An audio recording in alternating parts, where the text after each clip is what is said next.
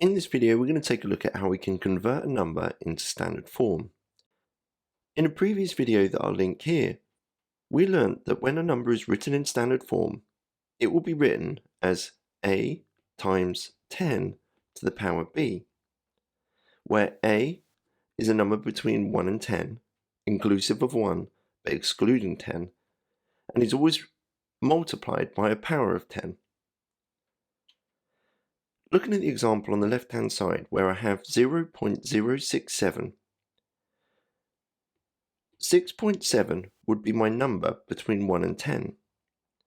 But in order to return it back to its original value, I would need to divide it by 100.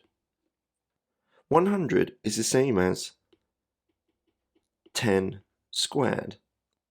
And quickly checking the format so far, I have 6.7, which satisfies the conditions for the value of a, and I also have a power of 10.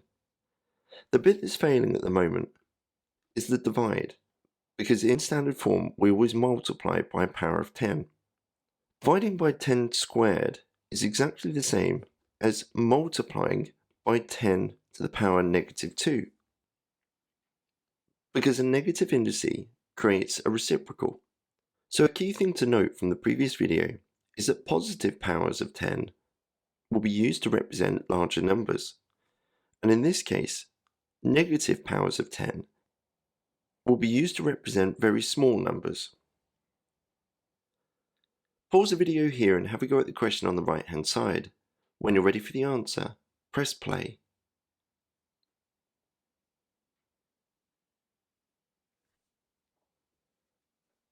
So 0.0004 can be written as 4 divided by 10,000. 10,000 can be written as 10 to the power 4.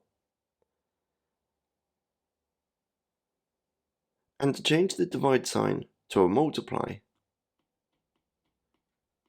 make the power negative. This number is now written in standard form.